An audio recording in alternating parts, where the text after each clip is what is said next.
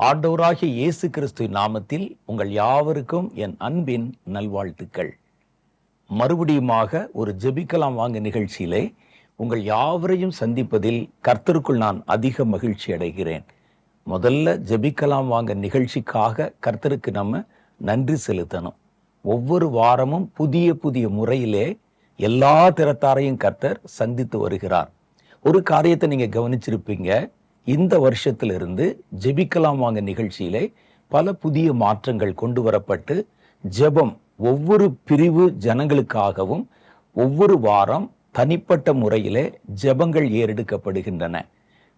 தேசத்துல எத்தனையோ விதமான ஜனங்கள் இருக்கிறாங்க. வேலை செய்யறவங்க, வேலை தேடுறவங்க, மாணவர்கள், ஆசிரியர்கள், மருத்துவர்கள் என்று இந்த ஒவ்வொரு பிரிவினருக்கும் ஒவ்வொரு வாரத்தை தனிப்படுத்தி அவர்களுக்கு அடுத்த காரியங்களெல்லாம் கவனித்து அது எல்லாவற்றை குறித்த விவரங்களை சேகரித்து அந்த துறையில் இருக்கிறவங்களுக்கு எதுக்காக நம்ம ஜெபம் பண்ணணும் என்ற ரீதியிலே நம்ம ஜெபத்திலே நடத்தி கொண்டு போகிறார்கள். இரண்டாவது, கர்த்தர் நம்மோடு கூட இந்த நிகழ்ச்சியின் மூலமாக நிறைய காரியங்களை வெளிப்படுத்தி அவர் பேசி கொண்டிருக்கிறார். ஒரு கிறிஸ்தவ வாழ்க்கையில் நம்ம எப்படி நடக்கணும், ஊழியத்தில் எப்படி நடக்கணும் என்று. இதை தாண்டி மூன்றாவதாக என்ன இருக்கிறாங்க. இந்த நிகழ்ச்சி போகிற எல்லா இடத்திலும், தமிழ்நாட்டில் மாத்திரம் இல்லை, இந்தியாவில் பல மாநிலங்களுக்குள்ளும் இந்த நிகழ்ச்சி கவனிக்கப்படுகிறது. வெளி தேசங்களில் இருக்கிற தமிழர்கள் நடுவிலும் இந்த நிகழ்ச்சி ஆவலாக கவனித்து பார்க்கப்படுகிறது. ஒவ்வொரு மனிதர்களுடைய தனிப்பட்ட வாழ்க்கைக்காகவும் விசேஷமான ஜெபங்கள் ஏறெடுக்கும் பொழுது கர்த்தர் அந்த ஜெபத்தை கவனித்து கேட்டு விடுதலை தருவதையும் நம்ம எதிர்பார்க்கமாக நம்ம கவனிக்க முடியுது. அதனால ஜெபிக்கலாம் வாங்க என்ற நிகழ்ச்சி ஒரு திறத்தாருக்கு மாத்திரமல்ல, எல்லாருக்கும் இந்த நிகழ்ச்சியிலே ஒரு செய்தி இருக்கிறது, ஒரு ஆசீர்வாதம் இருக்கிறது, கர்த்தர் தருகிற ஒரு ஆலோசனை இருக்குது. அதனால இந்த நிகழ்ச்சி நீங்க மிஸ் பண்ணாம, இந்த நிகழ்ச்சி நேரங்கள்ல அங்குமிங்கும் நீங்கள் அலைந்து போகாம, இந்த செய்தி நேரத்துக்கு மாத்திரம் வருவோம், பாட்டு மாத்திரம் பார்ப்போம் அப்படி இல்லாம முழு நிகழ்ச்சிகளையும் கவனித்து கேட்டால் பூரணமான நன்மைகளை, பூரணமான கர்த்தருடைய வார்த்தைகளை, ஆசீர்வாதங்களை நீங்கள் பெற்றுக்கொள்ள முடியும் என்பது உறுதியான ஒரு காரியம். போன முறை நம்ம சந்தித்து கொண்ட போது பொதுவாகவே சில வாரங்களாகவே கிறிஸ்தவ வாழ்க்கையை பற்றி சில செய்திகளை நான் உங்கள் நடுவிலே பேசிக்கொண்டு வருகிறேன். கிறிஸ்தவ வாழ்க்கைக்கும் மற்ற மத நம்பிக்கை உள்ளவர்களுடைய வாழ்க்கைக்கும் நிறைய வித்தியாசம் இருக்கிறது. இறை நம்பிக்கையோடு வாழ்வது என்பது வேறு, இறைவனோடு வாழ்வது என்பது வேறு. சிலருக்கு மத நம்பிக்கை இருக்கும், அந்த நம்பிக்கையின் வழி அவங்க செயல்படுவாங்க. ஒரு ஜெபம் பண்றதோ அல்லது வேற காரியங்களை செய்ய, அவ்வளவுதான். ஆனா வாழும்போது நம்ம எப்படி வாழணும், நம்முடைய வாழ்க்கை முறை எப்படி இருக்கணும் என்பதிலெல்லாம் நிறைய காரியங்கள் இருக்கிறது.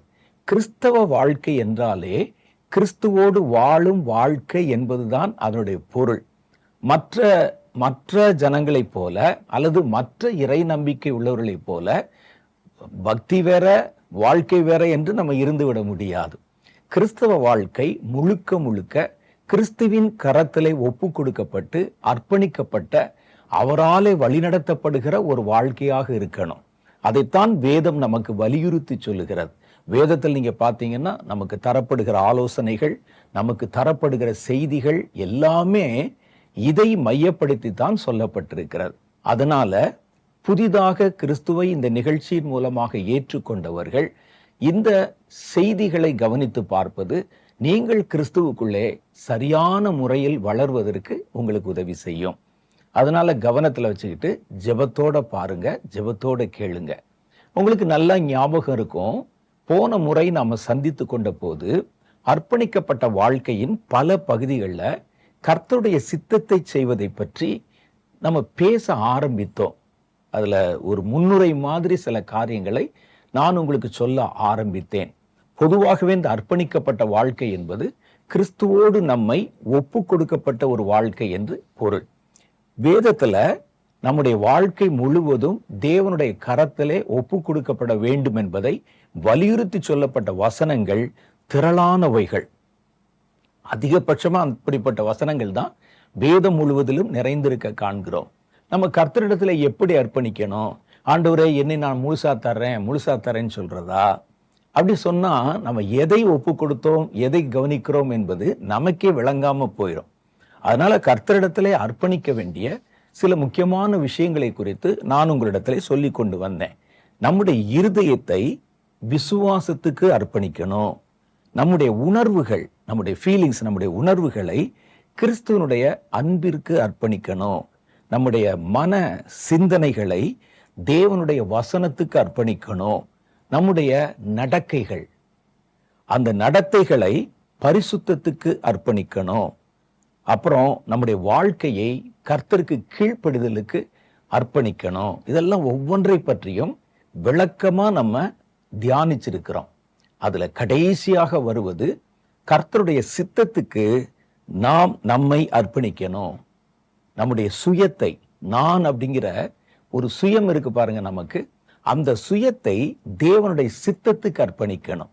கிறிஸ்துவோடு நான் இணைக்கப்பட்ட உடனே இனி நான் அல்ல, கிறிஸ்துவே என்னில் ஜீவிக்கிறார் என்கிற மனப்பான்மை நமக்குள்ளே வந்துடணும். பவுல் இதை வேறு விதமா சொல்லுவார். கிறிஸ்துவுடனே நான் சிலுவையிலே அறையப்பட்டேன், இனி நான் அல்ல, கிறிஸ்துவே என்னில் ஜீவிக்கிறார். அப்ப இது என்ன சொல்றாருன்னா, கிறிஸ்து நமக்குள் வாழ்வது மாத்திரமல்ல, நாம சிலுவையிலே அறையப்பட்டவர்களாக. அப்படின்னா என்னுடைய முழு சுயத்தையும், எனக்கே ஒரு சுய திட்டம் இருக்கும், சுய விருப்பம் இருக்கும், சுய ஆசை இருக்கும், இது எல்லாவற்றையும் சிலுவையிலே அறையப்பட்டதை போல, சிலுவையில அறையப்பட்டாச்சுன்னா நம்முடைய ஒரு சொந்த தேவைக்கு கூட நம்முடைய கையை அசைக்க முடியாது, காலை அசைக்க முடியாது. ஒரு இடத்துல வலிக்குதுன்னு சொன்னா ஒரு கையை வச்சு தொடலாம்னு சொன்னா தொட முடியாது. நமக்கு விருப்பம் பல காரியம் இருக்கும், ஆனா எதையுமே செய்ய முடியாது.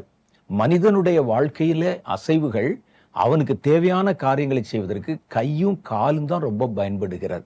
அது ரெண்டையும் சிலுவையில அரைஞ்சிட்டா அவனால கொஞ்சம் கூட அசைய முடியாது. அதே போலதான் நான் கிறிஸ்துவுடனே கூட சிலுவையிலே அறையப்பட்டிருக்கிறேன். இனி வாழ்வது நான் அல்ல, என் சுயத்தை நான் முழுவதும் அவருடையோடு கூட இருக்கிற வாழ்க்கைக்கு அர்ப்பணித்திருக்கிறேன் என்று பவுல் சொல்லுகிறார். அதைத்தான் நம்ம தியானிக்க ஆரம்பிச்சோம். நம்முடைய சுயத்தை தேவனுடைய சித்தத்துக்கு ஒப்பு கொடுப்பது. இப்போ அது வாசிக்கும் போது நமக்கு என்ன ஒரு எண்ணம் வந்ததுன்னா, சித்தம்னா என்ன அப்படின்னு நமக்கு ஒரு எண்ணம் வந்தது. சித்தம் என்றால் நம்மை குறித்து தேவன் ஒரு திட்டமும் ஒரு நோக்கமும் வச்சிருப்பார். நமக்கு பல திட்டமும் பல நோக்கமும் இருக்கும். ஆனா கர்த்தர் நம்மை குறித்து வேறு ஒரு நோக்கம் வைத்திருப்பார். அந்த நோக்கத்திற்கு நாம் நம்மை முழுவதுமாக ஒப்பு கொடுப்பதுதான் சித்தத்துக்கு ஒப்பு கொடுப்பது. கர்த்தர் ஒவ்வொரு காரியத்துக்குமே ஒரு சித்தத்தை வைத்திருப்பார். ஒரு வெளிச்சத்தை படைத்தால் அதற்கு ஒரு சித்தம், இருளை படைத்தால் அதற்கு ஒரு சித்தம். இதெல்லாம் நம்ம போன முறை சந்தித்த போது தியானிச்ச காரியங்கள் தான். அதனால கர்த்தர் வைத்திருக்கிற ஒவ்வொன்றுக்கும் ஒரு நோக்கமும் ஒரு சித்தமும் இருக்கும்போது, தம்முடைய ரூபத்தின்படியும் தம்முடைய சாயலின்படியும் படைக்கப்பட்ட மனிதனை குறித்து அவர் எவ்வளோ பெரிய சித்தம் வைத்திருப்பார் என்று யோசிச்சு பார்க்கணும். அந்த சித்தம் சில சமயங்கள்ல நீங்கள் உங்களை குறித்து வைத்திருக்கிற திட்டங்களுக்கும் விருப்பங்களுக்கும் எதிரானதாக இருக்கும். நீங்க ஒண்ணு நினைச்சிருப்பீங்க, கர்த்தர் வேற ஒண்ணு சொல்லி இருப்பாரு. அப்ப நம்முடைய சுயத்தை மறுத்து அல்லது சுயத்தை வெறுத்து கர்த்தர் நம்மை குறித்து என்ன சித்தம் வச்சிருக்கிறாரோ, என்ன விருப்பமும் நோக்கமும் வச்சிருக்கிறாரோ, அதற்கு நம்மை ஒப்பு கொடுப்பதற்கு பேர் தான் தேவனுடைய சித்தத்திற்கு நம்முடைய சுயத்தை ஒப்பு கொடுப்பது. அப்ப தேவனுடைய சித்தத்தை குறித்து நம்ம நிறைய வாசித்தோம். நமக்கு ஒரு நோக்கம் இருக்கும், நமக்கு ஒரு தேவை இருக்கும், நமக்கு ஒரு திட்டம் இருக்கும். ஏன் கர்த்தருடைய சித்தத்தை செய்யணும் அப்படின்னு நம்ம பார்க்கும்போது, வேதத்திலே மத்தேயு 7வது அதிகாரத்துல வாசிச்சு ஒரு காரியத்தை நம்ம கண்டுபிடித்தோம் அல்லது விளங்கி கொண்டோம். ஒருவன் ஊழியம் செய்தால் கூட அவனுக்கு பரலோகத்துக்கு போகுவோம் என்கிற ஒரு உத்தரவாதம் கொடுக்கப்படவில்லை. ஆனால் ஒருவன் தேவனுடைய சித்தத்தை செய்யும்போதுதான் அவன் பரலோகத்தை சுதந்திரிக்கும் பேறு பெறுகிற வாய்ப்பை அடைந்து கொள்ளுகிறான். அதனால நம்ம என்ன செய்யணும்னா, ஊழியம் செய்தாலும் எதை செய்தாலும் அதிலே தேவனுடைய சித்தம் உங்களை குறித்து என்ன என்பதை அறிந்து நம்ம செயல்படுவதுதான் சால சிறந்தது. அப்ப இந்த சித்தத்தை பற்றி நம்ம வாசித்தோம். சித்தத்துல எப்படிலாம் நடந்து கொண்டார்கள் என்பதை குறித்து கொஞ்சமா நம்ம தியானிக்க ஆரம்பிச்சோம். இன்னைக்கு நம்ம அந்த சித்தத்தை குறித்து விவரமாக விளக்கமாக நம்ம மேலதிகமாய் பல விவரங்களை தியானித்து பார்க்க போகிறோம். முதல் காரியம் பாருங்க, தேவனுடைய சித்தத்துல 2 விதமான சித்தம் இருக்கிறது. என்ன ரெண்டு விதமான சித்தம் அப்படின்னா, ஒண்ணு மனித குலத்தை குறித்து, மனிதர்களை குறித்து ஒரு பொதுவான சித்தம். அது எல்லாருக்கும் பொதுவானது. இது இவனுக்கு ஒண்ணு அவனுக்கு ஒண்ணு அப்படி இல்ல, பொதுவான சித்தம். அந்த சித்தம் ஒன்று. இன்னொன்னு, ஒவ்வொருவருக்கும் இண்டிவிஜுவலா தனிப்பட்ட ஒரு சித்தம் என்று ஒன்று இருக்கும். அது எனக்கு கர்த்தர் வைத்திருக்கிற சித்தம் போல உங்களுக்கு இருக்காது. உங்களுக்கு வச்சிருக்கிற சித்தம் மாதிரி பக்கத்துல இருக்க மற்றவனுக்கு இருக்காது. தகப்பனுடைய சித்தம் கூட பிள்ளைக்கு இருக்காது. அப்ப அது மாதிரி கர்த்தர் ஒவ்வொருவருக்கும் ஒவ்வொரு தனி சித்தத்தை அவர் வைத்திருப்பார். இந்த ரெண்டு விதமான சித்தங்களையும் கர்த்தருடைய வேதம் சொல்லுது. முதல்ல பாருங்க, எல்லாரை குறித்த தேவனுடைய ஒரு சித்தம் இருக்கு. இது மனிதர்கள் எல்லாரை குறித்த தேவனுடைய சித்தம். குறிப்பாக கிறிஸ்துவை ஏற்றுக்கொண்டு கிறிஸ்துவோடு வாழ்கிற கிறிஸ்தவர்கள் எல்லாருக்கும் பொதுவான தேவனுடைய சித்தம். 1-2 மாத்திரம் உங்களுக்கு சொல்றேன் பாருங்க. 1 தெசலோனிக்கேயரின் புஸ்தகம் 4வது அதிகாரம் 3வது வாக்கியம் சொல்லுகிறது, நாம் பரிசுத்தமாய் இருக்க வேண்டும் என்பது தேவனுக்கு சித்தம். இது ஒரு பொதுவான சித்தம். எல்லா மனிதர்களும் பரிசுத்தமா இருக்கணும். அதுவும் குறிப்பாக ரட்சிக்கப்பட்ட தேவனுடைய பிள்ளைகள், கிறிஸ்துவோடு வாழ்கிறவர்கள் எல்லாரும் பரிசுத்தமா இருக்கணும். அவன் எந்த மொழி, எந்த தேசம், எந்த இனம், எந்த பிரிவு, எந்த வயசு, அதெல்லாம் கணக்கில்லை. இது பொதுவான சித்தம். அதுதான் சொல்லுது, நீங்கள் பரிசுத்தம் உள்ளவர்கள் ஆக வேண்டும் என்பதே தேவனுடைய சித்தமாக இருக்கிறது. இதுல பரிசுத்தமா இருக்கிறது இவருக்கு மாத்திரம், ஊழியக்காரர் தான் பரிசுத்தமா இருக்கணும், நாங்க விசுவாசிகள் அல்லது விசுவாசிகள் தான் பரிசுத்தமா இருக்கணும், நாங்கெல்லாம் ஊழியக்காரர்கள், நாங்க என்ன தப்பு செஞ்சாலும் அந்த பேச்சுக்கே இடம் இல்லை. கிறிஸ்துவுக்குள்ளே வாழ்கிற எல்லாருமே, பொதுவா எல்லா மனிதர்களை குறித்த கர்த்தருடைய விருப்பம் அதுதான். அதுல பர்டிகுலரா கர்த்தருடைய பிள்ளைகள், அவ எந்த வயசுல இருந்தாலும், குழந்தை சின்ன பையனா இருந்தாலும் பரிசுத்தமா இருக்கணும், வயசான பெரியவரா இருந்தாலும் பரிசுத்தமா இருக்கணும். அது தேவனுடைய பொதுவான சித்தம். இது மனிதர்களுக்கு மனிதர் வேறுபடுவது இல்லை, எல்லாரும் அதை செய்தே தீர வேண்டும். அடுத்து இது மாதிரி 1-2 சொல்லிடலாம். நம்ம 1 தெசலோனிக்கேயரின் புஸ்தகம் 5வது அதிகாரம் 18வது வசனத்துல என்ன சொல்லுதுன்னா, தேவனுக்கு நம்ம நன்றி செலுத்துவது தேவனுடைய சித்தமா இருக்கிறது. விருப்பமா இல்ல, சித்தமா இருக்கிறது. நீங்க செய்யணும் அப்படிங்கிறது. நீங்க எனக்கு நன்றி சொல்லுங்க, அதை நான் விரும்புகிறேன் அப்படி சொல்லல, சித்தமே அதுதான். நீ நான் பெற்றுக்கொள்கிற ஒவ்வொன்றுக்கும் ஸ்தோத்திரம் செய்வது தேவனுக்கு சித்தமா இருக்கிறது. அந்த வசனத்தை வாசிக்கிறேன் பாருங்க, எல்லாவற்றிலேயும் ஸ்தோத்திரம் செய்யுங்கள், அப்படி செய்வதே கிறிஸ்து இயேசுவுக்குள் உங்களை குறித்த தேவனுடைய சித்தமா இருக்கிறது. ஆசையா இருக்குது, விருப்பமா இருக்குது அல்ல, அது கட்டாயம் சித்தமா இருக்குது. அப்ப தேவனிடத்திலிருந்து நீங்கள் பெறுகிற அல்லது உங்களுடைய வாழ்க்கையினுடைய ஒவ்வொரு நிமிஷத்துக்கும் நம்ம கர்த்தருக்கு ஸ்தோத்திரம் செலுத்தவும், நன்றி செலுத்தவும், அவரை துதிக்கவும் நம்ம கடன் பட்டிருக்கிறோம். அது தேவனுடைய சித்தம் என்று வேதம் சொல்லுகிறது. இன்னொரு காரியத்தை பாருங்க, 1 தீமோத்தேயின் புஸ்தகம் 2வது அதிகாரம் 4வது வசனம் சொல்லுகிறது, எல்லா மனுஷரும் ரட்சிக்கப்படுவது தேவனுக்கு சித்தம். யாராவது ஒருத்தர் 2 பேர் இல்ல, எல்லாரும் ரட்சிக்கப்பட வேண்டும் என்பதுதான் தேவனுடைய சித்தம். அந்த வசனத்தை வாசிக்கிறேன், எல்லா மனுஷரும் ரட்சிக்கப்படவும் சத்தியத்தை அறிகிற அறிவை அடையவும். இதுல 2 சித்தம் சொல்லப்பட்டிருக்கு. அவர் சித்தம் உள்ளவராக இருக்கிறார். அப்ப நாம் ரட்சிக்கப்பட வேண்டும் என்று கர்த்தர் வைத்திருக்கிற சித்தம் என்பது வெளி ஆட்கள் கிறிஸ்துவை அறியாதவர்களுக்கு மாத்திரமல்ல, கிறிஸ்தவ குடும்பத்துல பிறந்தவங்களுக்கு அது சொந்தம். ஒரு கிறிஸ்தவ குடும்பத்துல பிறந்துட்டோங்கிறதுக்காக நான் ரட்சிக்கப்பட்டவனாகவே பிறந்து விடுவதல்ல. இது ஒவ்வொருவரும், எல்லா மனிதரும் ரட்சிக்கப்பட வேண்டும் என்பது தேவனுடைய சித்தம். ரட்சிக்கப்படுவது மாத்திரம் இல்லையா, சத்தியத்தை அறிகிற அறிவை அடையணும். ரட்சிப்பு என்பது சில சமயத்துல ஒரு அற்புதத்தின் மூலம் நடந்து விடலாம். தேவனிடத்திலிருந்து நம்ம பெறுகிற ஒரு நன்மையின் மூலம் கர்த்தர் மேல நம்ம பக்தி உண்டாகி நம்முடைய இருதயத்தை ஒப்பு கொடுத்து ரட்சிக்கப்பட்டுறலாம். ஆனா அதுக்கு அடுத்து நம்ம என்ன செய்யணுமா, சத்தியத்தை குறித்து அறிகிற அறிவிலே வளர்ச்சி அடைய வேண்டும். இது தேவனுடைய விருப்பம் இல்ல, தேவனுடைய சித்தம். இது யாருக்காவது 1-2 பேருக்கு மாத்திரம் இல்ல. நீங்க என்னங்க ஊழியக்காரரு, பிரசங்கம் பண்ணணும், சபை நடத்தணும், நீங்க சத்தியத்தை அறிந்திருக்கணும், எங்களுக்கெல்லாம் கிடையாது என்று நம்ம சொல்ல முடியாது. ஏன்னா வேதம் சொல்லுது எல்லா மனுஷரும் சத்தியத்தை அறிகிற அறிவை அடையணும், எல்லா மனுஷரும் ரட்சிக்கப்பட வேண்டும், இது தேவனுடைய சித்தம். இதெல்லாம் ஒரு பொதுவாய் தேவன் மனிதர்களை குறித்தும் குறிப்பாக தம்மோடு இணைக்கப்பட்ட தம்முடைய ஜனங்களை குறித்தும் வைத்திருக்கிற அவருடைய சித்தம். இதுல எந்த பாகுபாடும் கிடையாது. அவர் அமெரிக்கரு, அவருக்கு கொஞ்சம் விதிவிலக்கு, அவர் கொஞ்சம் குடிச்சுக்கிறலாம், இவர் இந்த நாட்டுக்கு, அப்படியெல்லாம் எந்த விதிவிலக்கும் கிடையாது. எல்லாருக்கும் ஒரே சட்டம் தான். அப்ப இந்த மாதிரி இருக்கிறதுக்கு பேரு பொதுவான சித்தம் என்று சொல்லப்படுது. ரெண்டாவது ஒண்ணு இருக்குது, அதுதான் இண்டிவிஜுவலா தனித்தனியா ஒவ்வொரு ஆளை குறித்தும் கர்த்தர் ஒரு நோக்கம் வைத்திருப்பார். நீங்க என்ன செய்யணும், அது ஆளுக்காள் வித்தியாசப்படும். சில ஆட்கள் பாருங்க ரொம்ப நாள் ஊழியம் செய்வாங்க, அது கர்த்தருடைய சித்தமா இருக்கும். 40 வருஷம் ஊழியம் செய்தேன், 50 வருஷம் ஊழியம் செய்தேன் என்றெல்லாம் சொல்லுவாங்க. இன்னும் சிலருக்கு கர்த்தர் வெறும் 1 வருஷம் 2 வருஷம் ஊழியம் வச்சிருப்பார், அவர் அதை செய்து முடிக்கணும். ஏன் ஒரு உதாரணமா நம்ம எடுத்து பார்த்தோம்னா, இப்ப என்னுடைய அனுபவமே, நான் கிட்டத்தட்ட 43 வருடங்களுக்கு மேல கர்த்தருடைய ஊழியத்தை செய்கிறேன். ஆனால் இயேசு செய்த ஊழியம் எவ்வளவு தெரியுமா? வெறும் 3.5 வருஷம். 3 வருஷம்தான் கர்த்தர் ஊழியம் செய்தார்.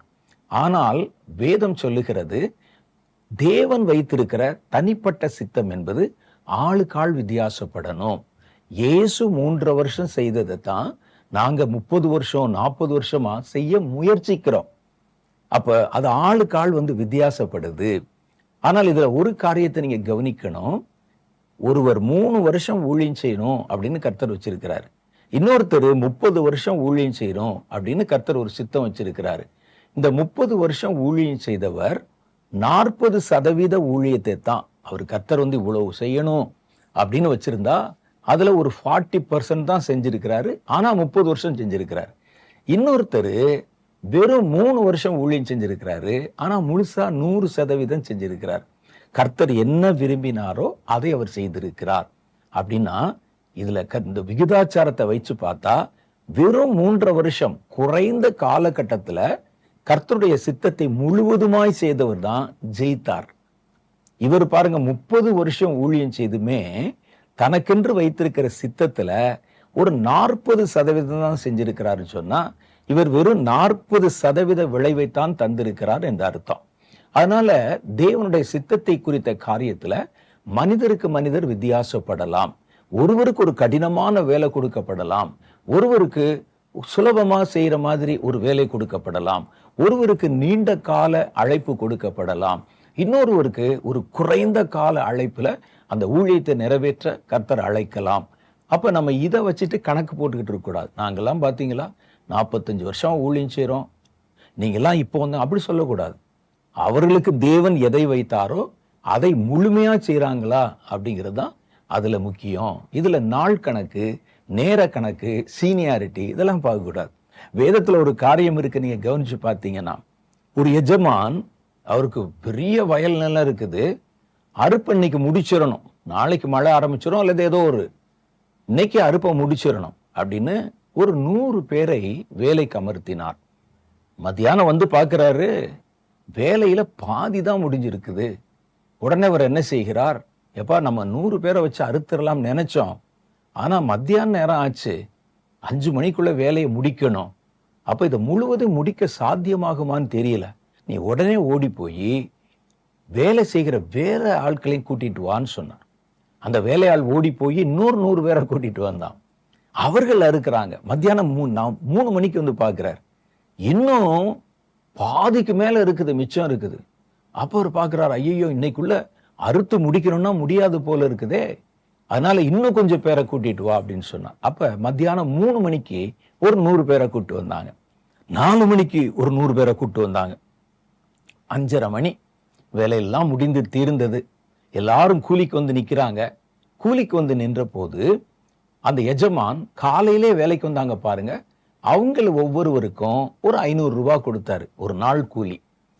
அடுத்து மத்தியானம் வந்தாங்க பாருங்க, அவங்களுக்கு ஒரு 500 ரூபாய் கொடுத்தாரு. அடுத்து 3வது ஒரு ஆள் வந்தானே, அவனுக்கு 500 ரூபாய் கொடுத்தாரு. கடைசியா வந்தான் பாருங்க, கடைசி நிமிஷத்துல அவனுக்கும் ஒரு 500 ரூபாயை கொடுத்தாரு. உடனே இந்த முதல்ல வந்தவனுக்கு கோபம் விட்டது. என்னையா அநியாயமா இருக்குது. காலையில இருந்து மாங்குன்னு வேலை செஞ்சுக்கிட்டு இருக்கிறோம். எங்களுக்கும் 500 ரூபாய். கடைசி நேரத்துல 4 மணிக்கு வந்து 5:30 மணி வரைக்கும் நின்று கொண்டிருந்தான், வேலை செய்து கொண்டிருந்தாங்க. அவங்களுக்கு 500 ரூபாய் என்பது ஒரு அநியாயமா இல்லையா அப்படின்னு கேட்டாங்க. அப்பொழுது அந்த எஜமான் சொன்னார், உனக்கு நான் என்ன தரேன்னு சொன்னேன்? உன்னை நான் அழைத்த போது 500 ரூபாய் கொடுக்கணும் தானே சொன்னேன். நீ அதுக்கு சம்மதிச்சு தானே வந்த. அதுல நான் உன்னை வஞ்சிக்கலையே. நீ பார்த்த வேலைக்கு நான் கொடுத்துட்டேன். நீ எதுக்கு அடுத்தவனை பற்றி பார்க்கிற? அவனுக்கு நான் அழைத்த போது என்ன சொன்னனோ அதை நான் நிறைவேற்றுகிறேன் அப்படின்னு சொன்னான். அப்ப நீங்க பாத்தீங்கன்னா, இந்த முதல்ல வந்தாரு பாருங்க, அவருக்கு இந்த வயல் நிலத்தை முழுவதும் அரித்து முடித்து விட வேண்டும் என்பது கொடுக்கப்பட்ட வேலை, அதுக்கு பேசப்பட்ட சம்பளம். இந்த மத்தியானம் வந்தவனுக்கும் இந்த வயல்ல அறுவடை செய்யணும், அதுக்கு 500 ரூபான்னு பேசப்பட்டது சம்பளம். கடைசி நிமிஷத்துல வந்தான் பாருங்க, அவனுக்கு அப்படித்தான் பேசி அழைத்து கொண்டு வந்தாங்க. அதனால அவர் யாருக்கும் வஞ்சகம் பண்ணவில்லை. அவருக்கு கொடுக்கப்பட்ட வேலையை அவன் முழுசா செஞ்சிருக்கிறானா அவ்வளவுதான் பாக்குறாங்க. அந்த கடைசி மணி நேரத்துல வந்தவன் அவனுக்கு கொடுக்கப்பட்ட வேலையை முழுசா முடிச்சிருக்கிறானா, மத்தியானம் வந்தவன் அவனுக்கு கொடுக்கப்பட்ட வேலையை 100% முடிச்சிருக்கிறானா அப்படிதான் பார்ப்பாங்க. நீங்க நல்லா பாத்தீங்கன்னா, இந்த கிறிஸ்தவ மார்க்கம், கர்த்தர் பேசின கிறிஸ்தவ வழி என்பது துவக்கப்பட்ட காலத்துல எவ்வளவோ பேர் அலைந்து ஓடி உழைத்து ரத்தம் சிந்தி கொலை செய்யப்பட்டு, அப்போஸ்தலர் எல்லாருமே கொலை செய்யப்பட்டு குரூரமான முறையில, யோவான் தவிர மற்ற எல்லாருமே கொலை செய்யப்பட்டு மரித்து, தலை தனியா உடம்பு தனியா, குடும்பங்களை இழந்து, அவர்கள் இந்த உலகத்தில் வாழ்வதற்கு தகுதி உள்ளவர்கள் அல்ல என்று கருதப்பட்டு துரத்தப்பட்டு அப்படிலாம் கஷ்டப்பட்டு வேலை செஞ்சாங்க. நடுப்பட்ட காலங்கள்ல வந்தவங்களுக்கு சுலபமான காலங்கள். இப்போ நம்ம வந்து ஊழியம் செய்யறோம். இப்போ நம்ம கடைசி நிமிஷத்துல கடைசி காலங்கள்ல கர்த்தருடைய ஊழியத்தை செய்யறோம். இப்போ நமக்கு நிறைய வசதி இருக்குது. அவங்க காலம் மாதிரி கப்பல் ஏறி போக வேண்டியதில்லை, அவங்க காலம் மாதிரி நடக்க வேண்டியதில்லை, அந்த மாதிரி ஒன்றும் இல்லை. இப்போ நம்ம இருந்த இடத்துல இருந்தே சுவிசேஷம் அறிவிக்க முடிகிறது. இப்போ கர்த்தருக்கு முன்னால வந்து நிற்கும் போது இந்த கடைசி மணி துளியில ஊழியம் செஞ்சவங்க கொஞ்சம் சுலபமா செஞ்சிருப்பாங்க. நிறைய எக்யூப்மெண்ட்ஸ், நிறைய வசதி அதில் செஞ்சிருப்பாங்க. இவர்களுக்கும் அதே 500 ரூபாயை கொடுத்தா, அந்த முதல்ல தலை தனியா முண்டந்தனியா கிடந்தாங்களே, ரத்தத்தை சிந்தினாங்களே, அவங்களுக்கு எப்படி இருக்கும்? அவங்க வந்து என்ன கேட்பாங்க, ஆண்டவரே நாங்கள் இவ்வளவு நேரம் கஷ்டப்பட்டு இருக்கிறோம், இவ்வளவு பெரிய தியாகத்தை செய்திருக்கிறோம். கர்த்தர் சொல்லுவார், உன்னை நான் அழைத்த போது உனக்கு என்ன கொடுத்தேனோ அதை நீ எப்படி செஞ்சிருக்கிறன்னு தான் பார்ப்பேன் ஒழிய, அவனை குறித்து நீ ஏன் கவலைப்படுற? அவனை அழைத்த போது அவனுக்கு நான் கொடுத்த வேலையில எவ்வளவு அவன் செய்யணும், 100% முழுமையா செய்யணும்னு சொல்லி இருக்கிறேன், அதை அவன் செய்யணும்னு சொல்லுவார். அப்ப இதை நம்ம கருத்தில் வைத்துக்கொண்டு, உங்களுக்கு கர்த்தர் என்ன கொடுத்தாரோ அதை நீங்க செய்றீங்களான்னு மாத்திரம் கவனிச்சா போதும். இதில் நான் என்ன சொல்ல வருகிறேன், மற்றவங்களோட உங்களை கம்பேர் பண்ணாதீங்க. நீ அடிமையாய் அழைக்கப்பட்டால் அடிமையாயிரு, சுயாதீனனாய் அழைக்கப்பட்டால் சுயாதீனனாயிரு. நீ அடிமையா அழைக்கப்பட்டதா சுயாதீனத்தை தேடாதே அப்படிலாம் வசனம் சொல்லுது. சிலருக்கு அப்படித்தான். சிலர் பாருங்க, பெரிய அளவுல ஊழியம் செய்வாங்க, பல பொறுப்புகளை கர்த்தர் கொடுப்பாரு, அதுல எல்லாம் ஓடி செய்வாங்க. அவங்கள பார்த்துட்டு நாமும் இப்படியே செய்யணும் அப்படின்னு நம்ம நினைக்க கூடாது. எனக்கு கொடுக்கப்பட்டது எதுவோ, அது சின்னதோ பெருசோ, அதை நான் முழுமையா செய்யணும் அப்படி யோசிக்கணும். இந்த தேவனுடைய சித்தத்தை செய்யறதுல மாத்திரம் நீங்க அடுத்தவங்களோட உங்களை கம்பேர் பண்ணக்கூடாது. உங்களுக்கு நியமிக்கப்பட்ட ஓட்டம், உங்களுக்கு நியமிக்கப்பட்ட காலம், உங்களுக்கு நியமிக்கப்பட்ட தேவனுடைய வேலைகள் அது என்ன என்பதை தெளிவா தெரிந்து கொண்டு அதை முழுசா செஞ்சு முடிச்சாலே போதும் என்பதுதான் கர்த்தருடைய வேதம் நமக்கு காட்டுகிற ஒரு உண்மை. இப்ப பல பேர் இப்படித்தான் கம்பேர் பண்ணாங்க பாருங்க. நான் காலையில இருந்து வேலை செய்ய, அது மாதிரி கம்பேர் பண்ணுவாங்க.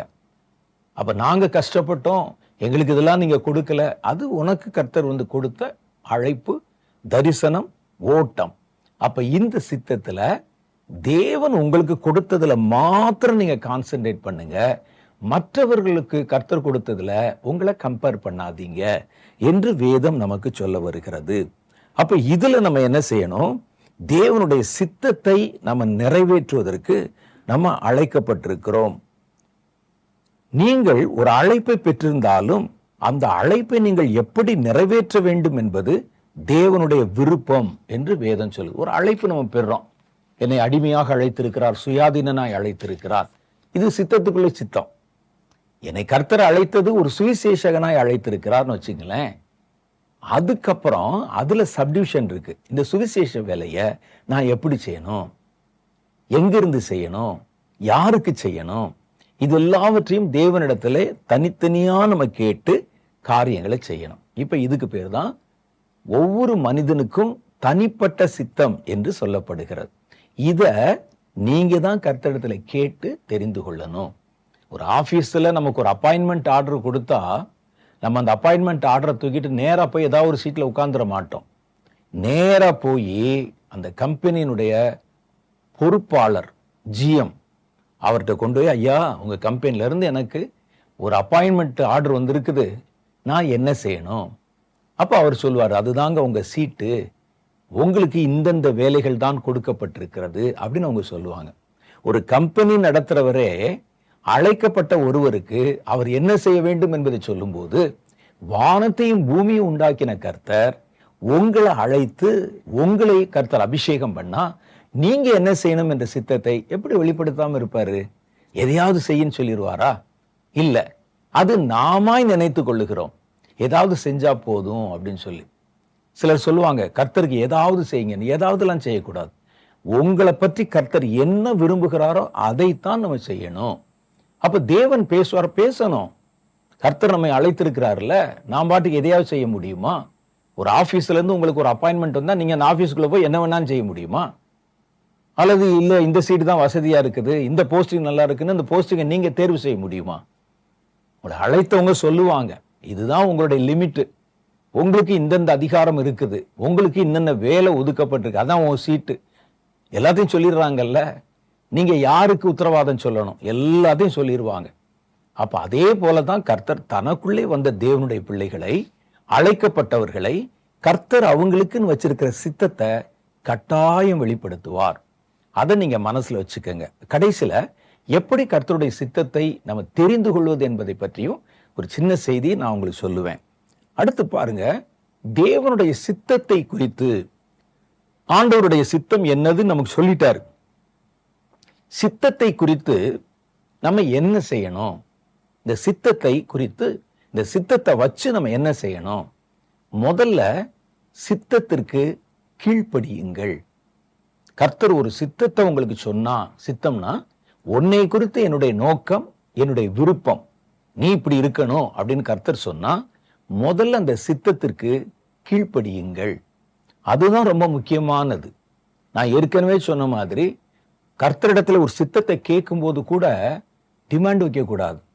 அவர் சொல்லட்டும், அது சரியா இருந்தா கேட்போம், நமக்கு நன்மையாக லாபமாக இருந்தா கேட்போம், ஏதாவது நஷ்டம் வர மாதிரியோ கஷ்டமானதா இருந்தா அப்புறம் பார்த்துக்கலாம் அப்படி யோசிச்சீங்கன்னா கர்த்தர் உங்ககிட்ட பேசவும் மாட்டாரு, தன் சித்தத்தை சொல்லவும் மாட்டார். கர்த்தரிடத்துல சித்தத்தை கேட்க போகும்போது பிளாங்கா போங்க. கர்த்தர் தம்முடைய சித்தத்தை வெளிப்படுத்தினால் உடனே இந்த சித்தத்துக்கு கீழ்ப்படியுங்கள். ஒருவேளை அப்படி கீழ்ப்படியும் போது நீங்க உங்களுடைய சில உணர்வுகளை மறுக்க வேண்டி வரும், சுய மறுப்பு. உங்களுக்கு பிரியமான சிலவற்றை இழக்க வேண்டி வரும். அதெல்லாம் மனசுல வச்சுக்கிட்டு தான் கர்த்தருடைய சித்தத்துக்கு கீழ்ப்படிய கவனமாக இருக்கணும். கர்த்தர் அழைக்கும் போது, தேவன் தம்முடைய சித்தத்தை வெளிப்படுத்தும் போது முதல்ல நீங்க அந்த சித்தத்துக்கு கீழ்ப்படிய வேண்டும். அதுதான் தேவனுடைய விருப்பம்.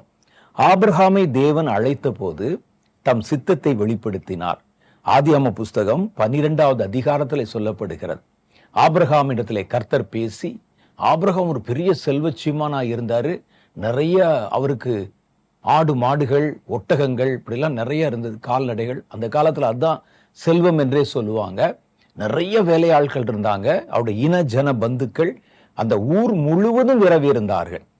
கர்த்தர் ஆபிரகாமை அழைத்து அவருடைய விருப்பத்தை சொன்னார். நீ உன் இனத்தாரையும் உன் தகப்பன் வீட்டையும் தாய் வீட்டையும் விட்டு நான் உனக்கு காண்பிக்கிற தேசத்துக்கு போ என்றார். பாருங்க, அப்ப சில காரியத்தை இழக்கணும், போற இடம் என்னன்னு அவருக்கு தெரியாது, அங்க எப்படி வாழ போகிறோம் தெரியாது. ஆனாலும் கர்த்தர் தம்முடைய சித்தத்தை, உன்னை பற்றி எனக்கு இதான்ப்பா விருப்பம் அப்படின்னு கர்த்தர் சொன்ன போது ஆபிரகாம் உடனே அந்த வார்த்தைக்கு கீழ்ப்படிந்தார் என்று வேதம் சொல்லுகிறது. ஆதியாம புஸ்தகம் 22வது அதிகாரம் 18வது வாக்கியத்துல படிச்சீங்கன்னா அதுல கர்த்தரே சர்டிபிகேட் கொடுக்கிறார். என்ன சர்டிபிகேட் கொடுக்கிறாரு?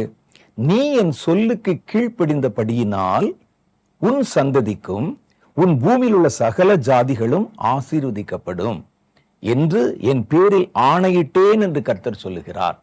கர்த்தர் சொல்றார், அப்பா, உனக்குள்ள பூமியினுடைய சந்ததிகள் சகல ஜாதியரும் ஆசீர்வதிக்கப்படுவார்கள். எதனால? நான் உனக்கு என் சித்தத்தை வெளிப்படுத்தின உடனே நீ என் சொல்லுக்கு கீழ்ப்படிந்ததுனால. இன்னைக்கு நம்மகிட்ட இருக்க பிரச்சனை என்னன்னு கேட்டா, அந்த மேல இருக்கிறதெல்லாம் விட்டுருவோம்.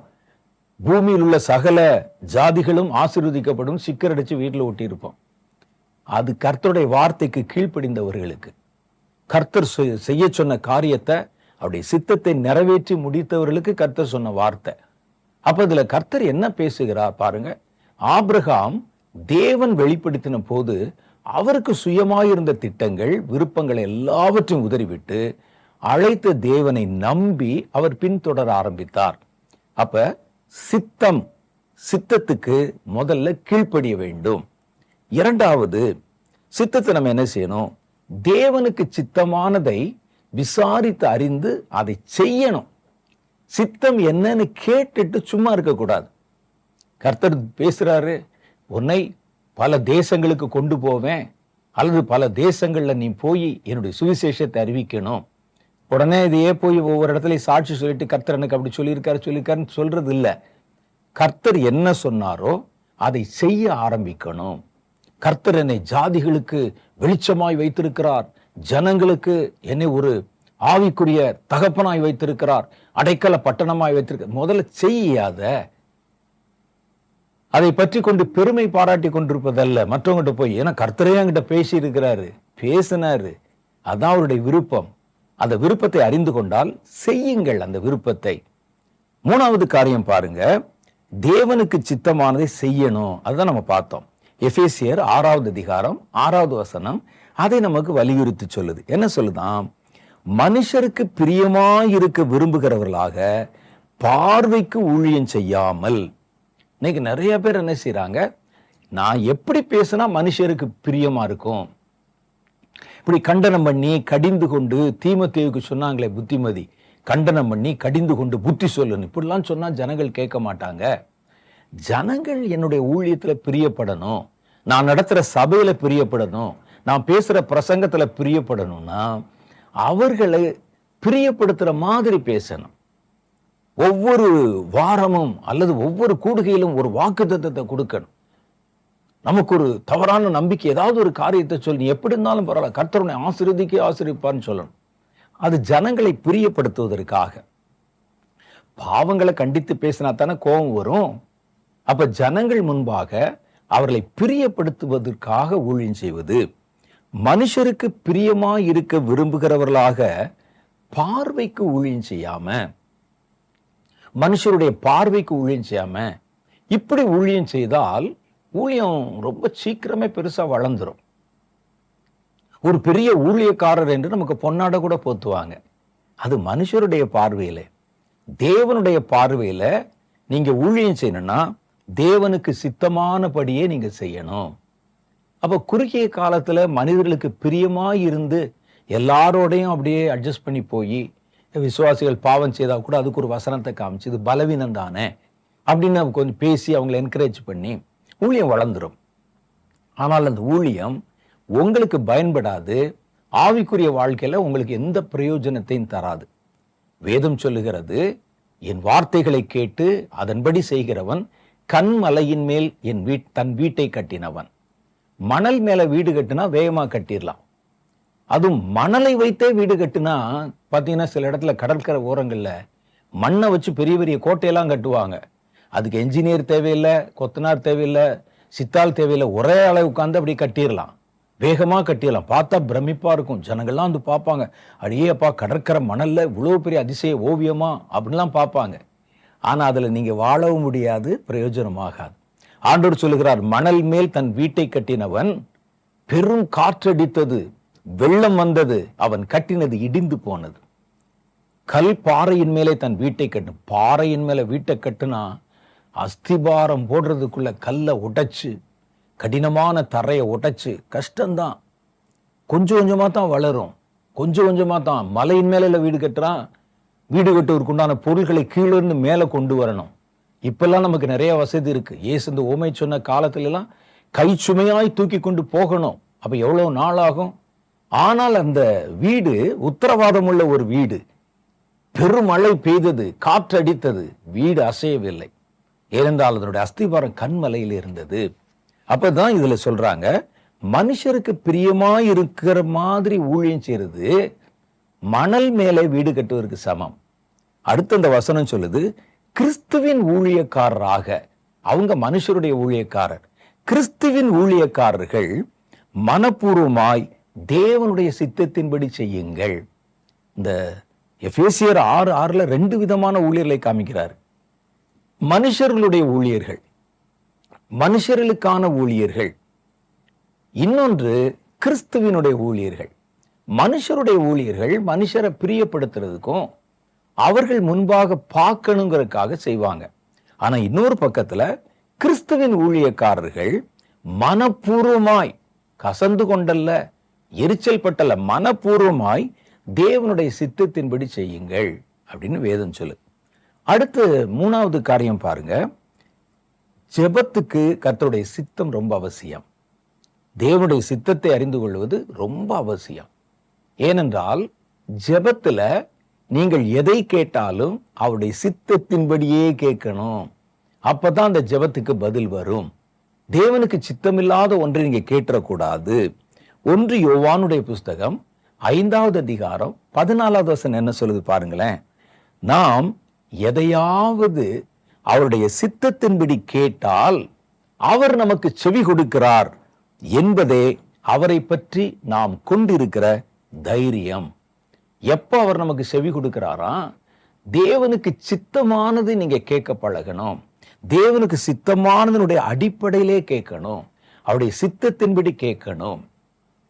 அப்ப நீங்க பண்ற ஜெபம் பலன் கொடுக்கிற ஜெபமாக இருக்கணும்னா அதுக்கு இந்த சித்தம் ரொம்ப முக்கியமானது.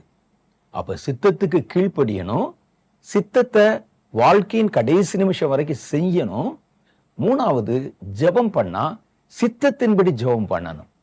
இப்போ நம்ம ஜெபத்துக்கு போயிட்டோம், போய் உட்கார்றோம், ஜெபம் பண்ண, அப்போ ஆண்டவர்கிட்ட கேட்கணும், ஆண்டவரே நான் ஜெபத்துக்கு வந்துட்டேன், நீங்க சொன்னீங்க ஜெபம் பண்ணணும்னு, வந்துட்டேன், என்ன ஜெபம் பண்ணணும், எதுக்கு ஜெபம் பண்ணணும், இப்போ என்னுடைய ஜெபம் எந்த காரியத்துக்கு தேவைப்படுகிறதுன்னு முதல்ல அவருடைய சித்தத்தை தெரிந்து கொள்ளணும்.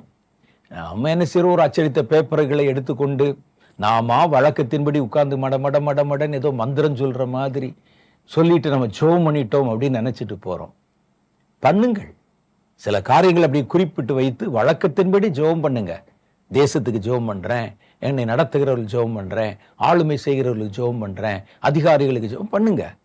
ஆனால் நீங்கள் அன்றைய தினம் பர்டிகுலரா ஏதாவது ஒரு காரியத்துக்கு ஜெபம் பண்ண தேவை இருக்கும். அப்ப கர்த்தர் என்ன சொல்லுவார், உங்கள்கிட்ட சொல்ல வருவாரு, இந்த காரியத்துக்கு ஜெபம் பண்ணும். நம்ம கேட்டா தானே.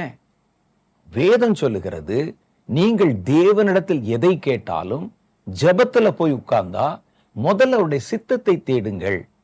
ஆண்டவரே நான் வந்துட்டேன், ஜெபம் பண்ண வந்திருக்கிறேன், இப்போ நான் எதுக்கு ஜெபம் பண்ணணும், எது இப்போ ரொம்ப தேவையா இருக்குது.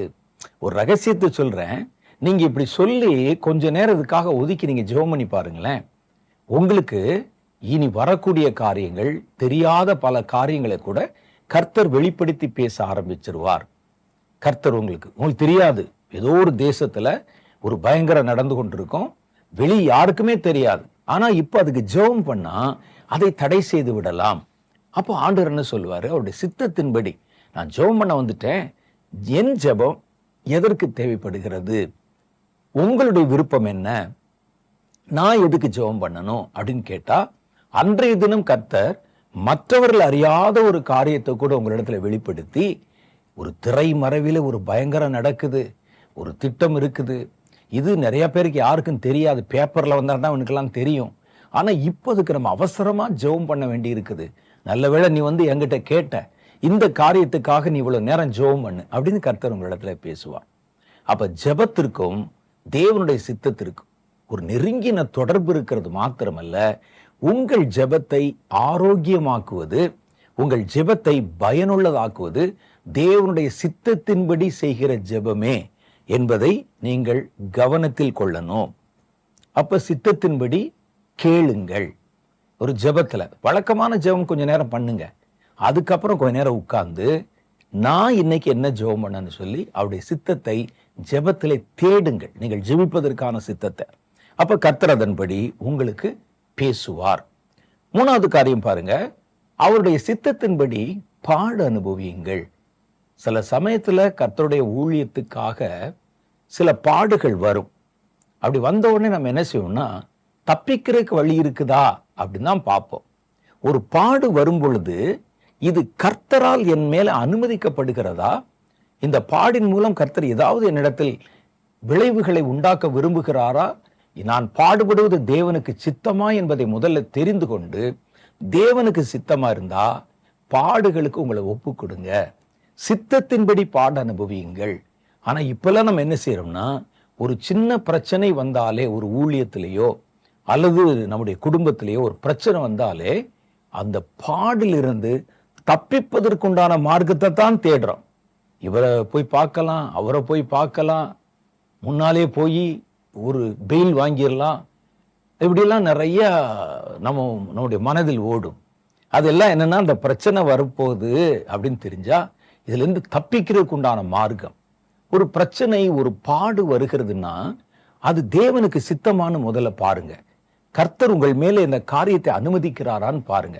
அது தேவனுடைய சித்தத்தின்படி ஒரு பாடு வந்தால் தப்பிக்க முயற்சி பண்ணாதீங்க, அந்த பாடுகளை தைரியமா ஏற்றுக்கொள்ளுங்கள். இயேசுக்கு அப்படித்தான் பாடுபட வேண்டியது வந்தது. அவர் தப்பித்துக் கொள்ளவில்லை. எப்படியாவது தப்பிச்சு ஓடிடலாம், யாராவது வந்து சொல்லி பாருங்க, நம்ம 12 பேர் 11 பேர் தான் இருக்கோம், ஒரு ஆளை காணோம், என்னமோ நடக்க போகுது இன்னைக்கு, கசகசன்னு பேசிக்கிறாங்க, அதனால நம்ம வழக்கமா தங்குற இடத்துல தங்க வேணாம், லைட் எல்லாம் ஆஃப் பண்ணிருங்க, அவரவர்கள் பக்கத்தில் இருக்கக்கூடிய அந்த புதர்களில் போய் ஒளிந்து கொள்ளுங்கள், அந்த சேவகர்கள் வர்ற மாதிரி சத்தம் கர்த்தர் அதெல்லாம் சொல்லல. அவர் அந்த பாடு வரும்போது தேவனுடைய சித்தத்தை தேடினார். அவர் போய் ஜெபம் பண்ணினார். ஜெபம் பண்ணி கேட்டார், ஆண்டவரே, இந்த பாத்திரம் என்னை விட்டு நீங்க கூடுமானால் நீங்கட்டும், அது என்னுடைய விருப்பம், ஆனால் என் சித்தத்தின்படி அல்ல, உம்முடைய சித்தம் எதுவோ அது ஆக கடவுது என்றார். அவர் சிலுவையை பார்த்து பயந்தபடி பேசினாரா? இல்ல. சிலுவையிலே கொலை செய்யப்பட போகிறோம் அதை தவிர்ப்பதற்கு பேசினார்? அதுவும் இல்லை.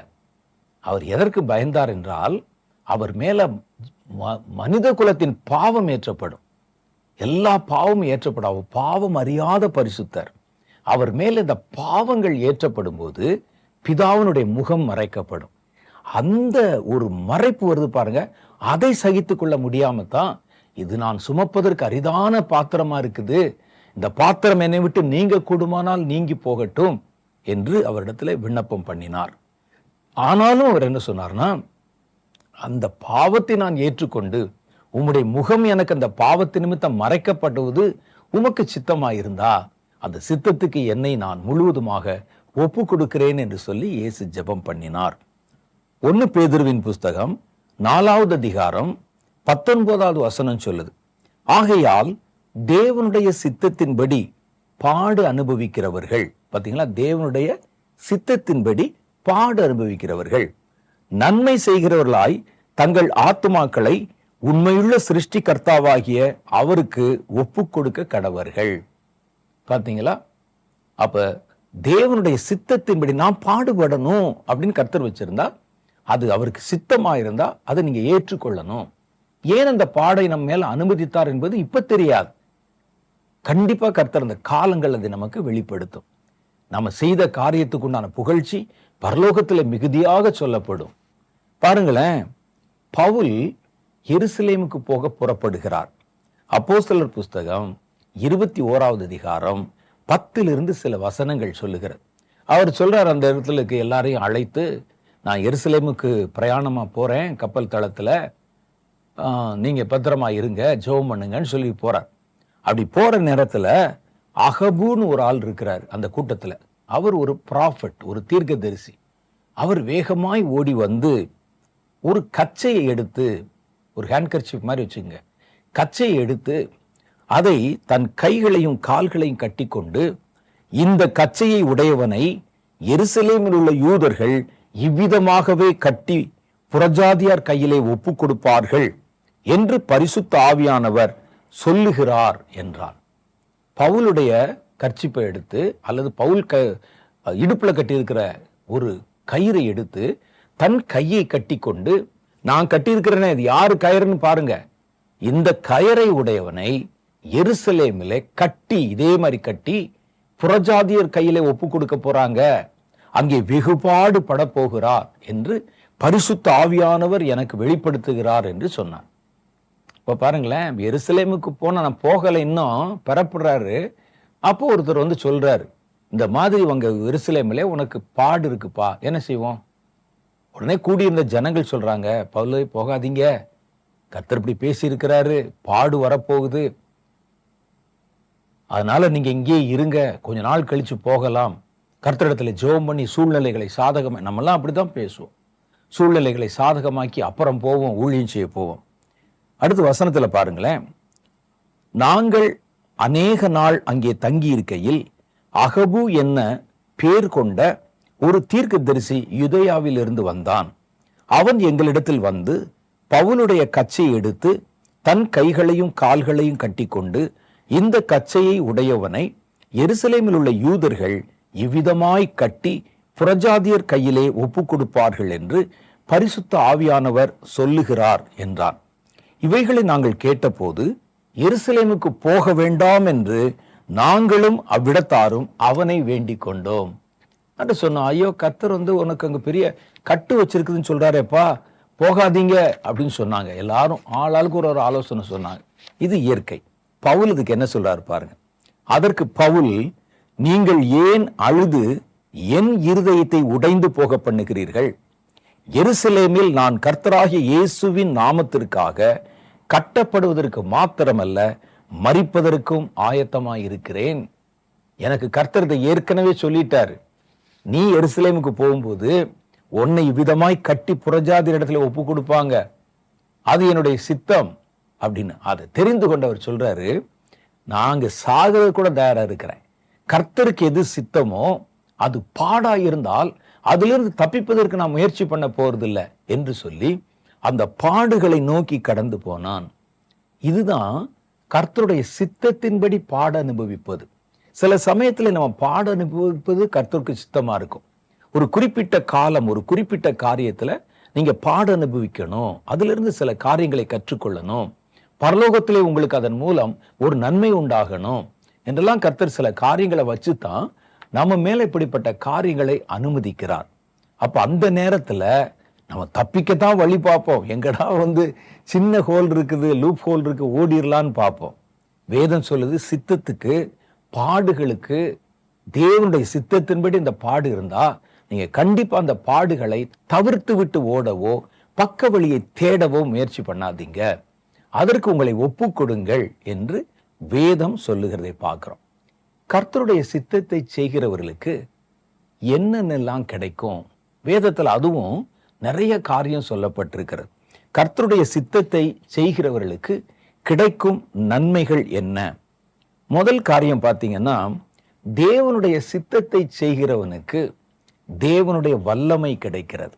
முதல்ல இப்ப நீங்க ஒரு ஊழியம் செய்றீங்க, இந்த ரகசியத்தை புரிந்து கொள்ளுங்கள். ஒரு ஊழியம் செய்றீங்க, அது கர்த்தருடைய சித்தத்தின்படியான ஊழியமா இருந்தா அந்த ஊழியத்தை செய்வதற்கான பவர், அந்த ஊழியத்தை செய்வதற்கான வல்லமை, அந்த ஊழியத்தை செய்வதற்கான அதிகாரம் நமக்கு கிடைக்கும்.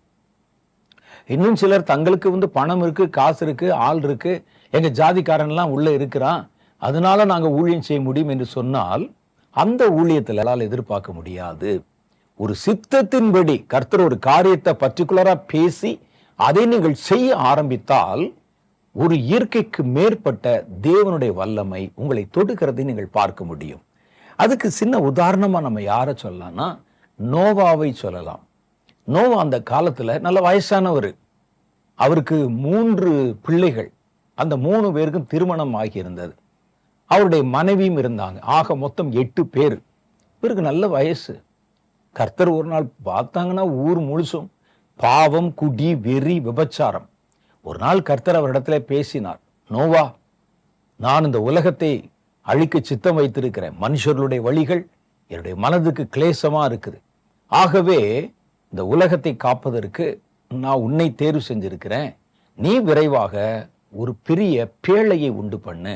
பேழைனா நம்ம இப்ப பேசுற பாஷையில சொல்லணும்னா ஒரு கப்பலை உண்டு பண்ணு. அந்த கப்பல் எவ்வளவு நீளம் இருக்கணும், எவ்வளவு அகலம் இருக்கணும், அதுல மிருக ஜீவன்கள் எல்லாம் ஏற்றப்படணுமா. எவ்வளவு பெரிய லோடு பாருங்களேன். உலகத்தில் இருக்கிற எல்லா ஜீவன்களிலும் மிருக ஜீவன்கள், மச்சங்கள் தவிர, கடல்ல இருக்கிற மச்சங்கள் தவிர, ஆத்துல இருக்கிற மீன் போன்றவைகள் தவிர, மற்ற எல்லாவற்றிலும் 2 ஜோடி, 4 யானை, 4 குதிரை, 4 புலி, 4 சிங்கம், இப்படி ஜோடி ஜோடியா 2 ஜோடியா உன்னுடைய பேழையில ஏறணும். அது எவ்வளவு பெரிய பேழையா இருக்கும் யோசிச்சு பாருங்க. அப்ப எந்த டெக்னாலஜியும் இல்லாத காலம், ஒரு ஏழைப்பட்ட ஒரு குடும்பம், வயசானவர், இவருக்கு கர்த்தர் தம்முடைய சித்தத்தை வெளிப்படுத்துகிறார். நான் உலகத்துல கொஞ்சத்தை காப்பாற்றி உலகத்தை புதுசா மறுபடியும் சிருஷ்டிக்க விரும்புகிறேன். அதுக்கு என்ன செய்யணும்? சில ஜீவராசிகள் காக்கப்பட வேண்டும். பெரு வெள்ளம் வந்து மழை பொழிய போது, உனக்கு இதாயா ப்ராஜெக்ட் உனக்கு என்று கர்த்தர் தம்முடைய சித்தத்தை வெளிப்படுத்தினார். உங்ககிட்ட சொன்னா, இப்ப இருக்கிற நவீன காலத்துல உங்ககிட்ட சொன்னா, அடுத்து உங்களுடைய முயற்சி என்னவாக இருக்கும்? நீங்க என்ன நினைப்பீங்க சொல்லுங்க. என்கிட்ட சொன்னா நான் என்ன நினைப்பேன்? எனக்கு எப்படி ஆண்டவரே கப்பல் கட்ட முடியும்? அதுக்கு ஆள் வேணும். இவ்வளவு பெரிய கப்பல் வேற சொல்றீங்களே. பேப்பர்ல கட்டுற கப்பலா இருந்தா அடுத்த நிமிஷம் கட்டிடலாம். இவ்வளவு மிருக ஜீவன்கள் ஏற்றணும். நோவாவும் அவருடைய 3 பிள்ளைகளும் 3 மருமக்கள் மாறும் வயதான நோவாவுடைய மனைவியும் ஒரு கப்பலை கட்டினார்கள் என்றால் நம்ப முடியுதா உங்களுக்கு? சாதாரண கப்பல் இல்ல, இந்த குடும்பம் தப்பிக்கிற கப்பல் இல்ல, ஒரு கூட்டம் மிருக ஜீவன்கள் தப்பிக்கணுமா? அப்ப எவ்வளவோ பெருசு இருந்திருக்கணும். அதோடைய பிரம்மாண்டம் எப்படி இருந்திருக்கணும்? அப்ப கர்த்தர் ஒவ்வொரு திட்டத்தை சொல்லி சொல்லி சொல்லி அவ்வளவு கெப்பாசிட்டி கொண்டு ஒரு தண்ணியில மிதக்கணும் அப்படின்னா அந்த கப்பல் எப்படி கட்டப்பட வேண்டும் கர்த்தர் சொல்ல சொல்ல, நோவா என்ற வயதானவர் வேற ஆளை வச்செல்லாம் செஞ்ச மாதிரி தெரியல. ஏன்னா எல்லாம் பரியாசக்காரர்கள். அப்ப இவரும் அவருடைய குடும்பத்தாரும் சேர்ந்து ஒரு பெரிய கப்பலை கட்டுவதற்கு வல்லமை எப்படி வந்தது? தேவன் ஒரு சித்தத்தை உங்களுக்கு சொல்லி அது பிரமிப்பானதாக இருந்தா பயப்படாதீங்க. அந்த சித்தத்துக்கு நீங்கள் ஒப்பு கொடுங்கள். கர்த்தர் தம்முடைய பெரிய பலத்தினால் உங்களை நிரப்பி அதை செய்ய வைத்து விடுவார். அடுத்து பாருங்க, அதிகாரம் கொடுக்கிறாரு. இப்ப நோவாவுக்கு 2 ஜோடி எல்லா மிருக ஜீவன்களையும் போய் பிடிச்சிட்டு வரணும், எல்லா பறவைகளையும் பிடிச்சிட்டு வரணும். இவர் எப்படி குண்டு எடுத்துட்டு போய் வலை போட்டு பிடிக்க போறாரா? யானை எப்படி பிடிக்கிறது? புலி எப்படி பிடிக்கிறது? வேதம் சொல்லுகிறது, கர்த்தர் நோவாவுக்கு ஒரு அதிகாரத்தை கொடுத்த போது, கர்த்தர் அதை கட்டி முடித்த போது, அந்த மிருக ஜீவன்களை கர்த்தர் நோவாவிடத்திலே வரவிட்டார் என்று வேதம் சொல்லுகிறது. பாருங்க, ஆதியாகம புஸ்தகத்துல நோவா சம்பவம் நமக்கு சொல்லப்பட்டிருக்கிறது. அதுல 6வது அதிகாரத்துல 20வது வசனம் சொல்லுகிறது, ஜாதி ஜாதியான பறவைகளிலும் ஜாதி ஜாதியான மிருகங்களிலும் பூமியில் உள்ள சகல ஜாதி ஜாதியான ஊரும் பிராணிகளிலும் வகை ஒன்றுக்கு ஒவ்வொரு ஜோடி உயிரோടെ வைக்கப்படுவதற்கு உன்னிடத்தில் வரக்கடவது என்றார். ஒரு ஜோடி, ஒவ்வொன்றிலையும் 2 ஒரு ஜோடி, அப்படி சேர்த்தா எவ்வளவு இருக்கும்? உன்னிடத்தில் வரக்கடவது. அப்ப பாருங்க, அது ஒரு அதிகாரம். அவர் கட்டி முடித்த போது அவைகள் எல்லாம் அங்கே கொண்டு வந்து சேர்க்கப்பட்டது. தேவனுடைய சித்தத்தை கர்த்தர் சொல்லி அதை நீங்கள் செய்ய ஆரம்பிச்சா எப்படி செய்ய போகிறோம் என்கிற மலைப்பே உங்களுக்கு தேவையில்லை. தேவனுடைய சித்தத்தை செய்கிறவர்களுக்கு இயற்கைக்கு மேற்பட்ட அதிகாரம் கிடைக்கிறது, இயற்கைக்கு மேற்பட்ட வல்லமை கிடைக்கிறது, செய்து முடிக்கும் ஆற்றல் கிடைக்கிறது. நீங்க மாத்திரம் இந்த சித்தத்தை விட்டு வலப்புறம் இடப்புறம் சாயாம கரெக்டா நீங்க செஞ்சீங்கன்னா கஷ்டமாகவே இருக்காது காரியங்கள். சிலர் இவ்வளவு இருக்குது, எப்படி செய்யறது, ஒன்னு இந்த பக்கம் செஞ்சா இன்னொரு பக்கம் பிச்சுட்டு போதுன்னு நீங்க சரியா கர்த்தருடைய சித்தத்திலே நிற்கவில்லை என்பதுதான் பொருள். நோவாவுக்கு எப்படி முடிந்தது? நோவாவுடைய பிள்ளைகளுக்கு எப்படி முடிந்தது? எந்த விதமான வசதியும் இல்லாம, மரம் இல்ல, மரப்பலகையா கிடைச்சது அவருக்கு, எப்படி கட்டினார்கள்? அப்ப கர்த்தர் உங்களிடத்தில் சொன்ன சித்தத்தை நீங்கள் செய்யும் போது அந்த சித்தத்தை நிறைவேற்றுவதற்கான வல்லமையும் அந்த சித்தத்தை நிறைவேற்றுவதற்கான அதிகாரத்தையும் கூட கர்த்தர் நமக்கு தருகிறார். அப்ப எல்லாவற்றையும் வேதத்துல சொல்லுது பாருங்க, நோவா அப்படியே செய்தான். கர்த்தர் சொன்ன தேவன் தனக்கு கட்டளையிட்டபடியெல்லாம் அவன் செய்து முடித்தான். 22வது வசனத்துல சொல்லுது, அவன் அப்படியே செய்தான், தேவன் தனக்கு கட்டளையிட்டபடியெல்லாம் அவன் செய்து முடித்தான். நீங்க அப்படி செஞ்சு பாருங்க. அது நம்ம என்ன செய்யறோம்னா, கர்த்தருடைய சித்தத்தை செய்யும்போது அதுக்கு நடுவுல நம்ம சித்தத்தையும் உள்ள புகுத்துகிறோம். அதுல நமக்கு என்ன கிடைக்கும், அதுக்குண்டான காரியத்தை நம்ம செயல்படுத்துகிறோம். அதனாலதான் தடுமாற்றங்கள், அதனாலதான் பலவீனம் அடைந்து போய் விடுகிறோம். தேவனுடைய சித்தத்தை செய்யும்போது நம்முடைய சுய சித்தத்தையும் உள்ள கொண்டு வந்து அந்த சித்தத்தோட சேர்த்து போட்டுருவோம். சேர்த்து போட்டு வெள்ளம் வடிந்த பிறகு அதுக்கு பிறகும் நமக்கு ஆகாரம் உண்டாயிருக்கும்படிக்கு கொஞ்சத்தை இதோட சேர்த்துக்கிருவோம், சேர்த்து உள்ள பேழையில் ஏற்றுவோம் அப்படின்னு அவர்கள் நினைக்கவில்லை. அங்கே நாம இருந்தா நினைப்போம். வெள்ளம் முடிஞ்சு இறங்கின உடனே இந்த மிருக ஜீவன்கள் எல்லாவற்றுக்கு உண்டான ஆகாரத்தை கர்த்தர் சேர்த்து வைக்க சொன்னாரே, அதெல்லாம் நமக்கு அதிகாரமா கொடுக்கப்பட்டிருக்குதே, இந்த அதிகாரத்தை பயன்படுத்தி எக்ஸஸாவே கொஞ்சம் சேர்த்து வச்சிருவோமே, அதுக்கப்புறம் நம்ம 2 தலைமுறைக்கு சாப்பிட்ற அளவுக்கு சேர்த்து வச்சிருவோம் நினைக்கல நோவா. ஆனால் இன்றைக்கு நாம் நினைக்கிறோம் அப்படி. கர்த்தர் ஒரு சித்தத்தை நமக்கு சொல்லி அதை நிறைவேற்றுவதற்குண்டான பலத்தை கொடுக்கும்போது அதுல நம்முடைய சொந்தத்துக்கும் அந்த பலத்தை பிரயோகப்படுத்தி ஒரு பங்கை நம்ம ஒதுக்கி வைத்துக் கொள்ளுகிறோமே. அப்படி வைக்கும்போதுதான் அந்த சித்தத்தை நிறைவேற்ற முடியாமல் போய்விடுகிறது. நோவா முழுக்க முழுக்க தேவன் எதை செய்தாரோ, எதை சொன்னாரோ அதைத்தான் செய்தார். தன் சுயத்தை கொஞ்சம் கூட கலக்கவில்லை. அதனால கர்த்தருடைய வல்லமை அவரிடத்தில் வெளிப்பட்டது, கர்த்தருடைய அதிகாரம் வெளிப்பட்டது. மிருக ஜீவன்கள், பறவைகள், ஊர்வகைகள் எல்லாம் அவருடைய வார்த்தைக்கு கட்டுப்பட்டது. இன்னைக்கு ஒரு 10 பேர் இருக்கிற சபையில இருக்கிற விசுவாசி கட்டுப்பட மாட்டேங்கிறாங்களே. நீங்க சித்தத்தின்படி செய்தால் அவைகள் உங்களுக்கு கட்டுப்படும். அப்ப அவர்களை குற்றம் சொல்வது முன்னால நம்மை முதல்ல பார்க்கணும். நம்ம கரெக்டா செஞ்சா கர்த்தர் அவைகள் எல்லாவற்றையும் நம்ம கீழ்ப்படிய பண்ணுகிறார். சரி, இப்போ நம்ம ஒரு சின்ன ஜெபம் செய்து நிறைவு கோருவோம். நாளைய தினத்தில் நான் உங்களை சந்திக்கும் போது கர்த்தருடைய சித்தத்தை பற்றி இன்னும் சில முக்கியமான தகவல்களை உங்களுக்கு சொல்ல நான் பிரயாசப்படுகிறேன். ஒரு சின்ன ஜெபம் பண்ணலாமா? தலைகளை தாழ்த்தி கர்த்தர் நோக்கி ஜெபம் பண்ணுங்க.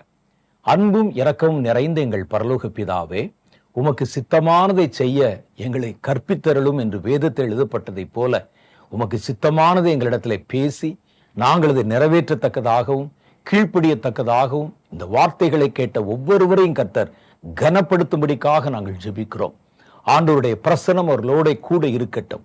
கர்த்தர் கற்றுக் கொடுத்த ஒவ்வொரு காரியத்திற்கும் கோடான கோடி ஸ்தோத்திரம் ஆண்டவரே.